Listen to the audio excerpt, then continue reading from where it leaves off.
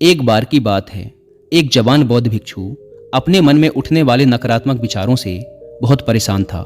ना चाहते हुए भी उसके मन में तरह तरह के गलत विचार आते रहते। उसका स्वभाव भी काफी चिड़चिड़ा हो गया था। वह बात बात पर गुस्सा हो जाता, दूसरों के प्रति जलन और नफरत की भावना रखता, लोगों की बुराई करता और अपने मन में तरह तरह की नकारात्मक कल्पनाएं करता। वह अपनी इन सब बुरी आदतों से बहुत परेशान हो चुका था। उसने बहुत से तरीके आजमाए, बहुत प्रयास किया अपने अंदर के इन बुरे विचारों को खत्म करने का, लेकिन कोई भी तरीका काम नहीं कर रहा था। अंततः एक दिन परेशान होकर उसने अपने गुरु के पास जाने का निर्णय किया। गुरु एक बहुत ही बुद्धिमान और आत्मज्ञानी व्यक्ति थे। जवान भिक्षु ने गुरु से पूछा, गुरुदेव, मैं अपने मन से इन नकारात्मक विचारों को कैसे खत्म कर सकता हूँ?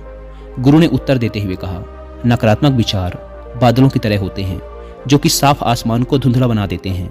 अगर तुम्हें साफ आसमान देखना है तो पहले इन बादलों को हटाना पड़ेगा। ठीक इसी प्रकार अगर तुम अपने दिमाग से नकारात्मक विचारों को खत्म करना चाहते हो तो सबसे पहले तुम्हें इन नकारात्मक विचारों के मूल कारणों को पहचानना और उन्हें नष्ट करना पड़ेगा। जवान भिक्षु को गुरु की यह बात ठीक से समझ नहीं आई, तो उसने गुरु से इसे थोड़ा विस्तार से समझाने का आग्रह किया। तब गुरु ने शिष्य को एक कहानी सुनानी शुरू की। एक बार एक व्यक्ति जंगल से गुजर रहा था। तभी उसे रास्ते पर एक सर्प दिखाई पड़ा। सर्प को देखते ही वह व्यक्ति डर गया और वहां से भागने लगा। जैसे ही वह दौड़ा, उसका पैर एक पत्थर से टकरा गया और वह वहीं गिर पड़ा। उसने खुद को बुरी तरह घायल कर लिया था। जब वह उठा और पीछे मुड़कर देखा तो पाया कि वहां कोई सर्प नहीं, बल्कि सर्प के आकार की एक लकड़ी थी जो कि रास्ते पर पड़ी हुई थी। यह देखकर उस व्यक्ति को महसूस हुआ कि उसे नुकसान पहुंचाने का कारण वह सर्प नहीं, बल्कि उसके खुद के अंदर बैठा डर और नकारात्मक विचार हैं जिसने उसे घायल कर दिया।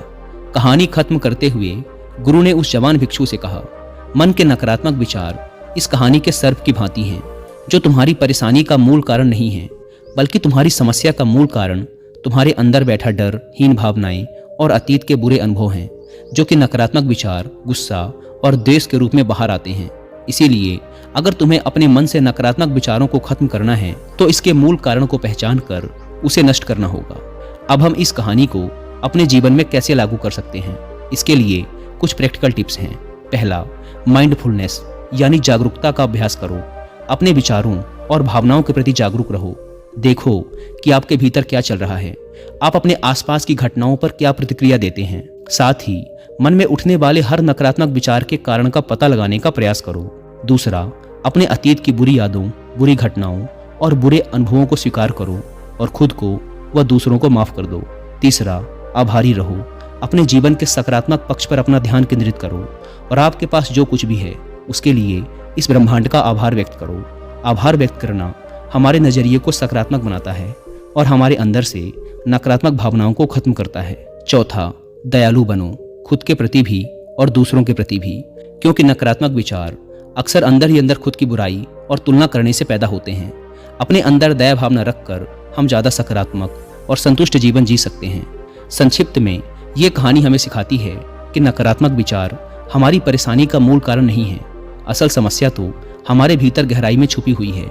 इन विचारों के मूल कारणों को पहचान कर हम इन विचारों को अपने दिमाग से निकालना शुरू कर सकते हैं और एक ज़्यादा खुशहाल व शांति से भरा जीवन जी सकते हैं। याद रहे, कहानी के सर्प की भांति हमारे ज़्यादातर नकारात्मक विचार भी सिर्फ भ्रम मात्र हैं जिन्हें हम अपने मन में पैदा करते रहते हैं।